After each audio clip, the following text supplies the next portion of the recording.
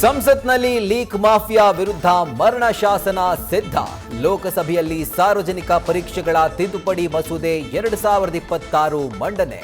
ಸದನಕ್ಕೆ ಬಂದ ಪ್ರಧಾನಿಗೆ ಭವ್ಯ ಸ್ವಾಗತ.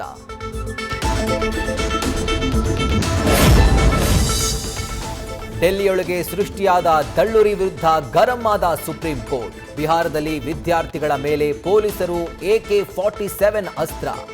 ಉರಿಯೋ ಬೆಂಕಿಗೆ ತುಪ್ಪ ಸುರಿದ ಘಟನೆ.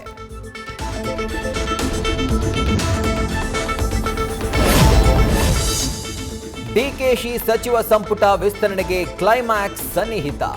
ಡೆಲ್ಲಿಯಲ್ಲಿ ಬೀಡು ಬಿಟ್ಟಿರುವ ಸಿದ್ದು, ಡಿಕೆ, ಬಿಕೆ.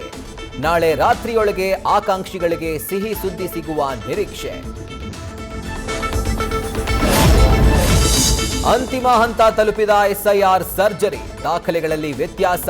80 ಲಕ್ಷ ಮತದಾರರ ಮೇಲೆ ತೂಗುಗತ್ತಿ. ತಪ್ಪು ತಿದ್ದುಕೊಳ್ಳಲು ತಿಂಗಳ ಕಾಲಾವಕಾಶ.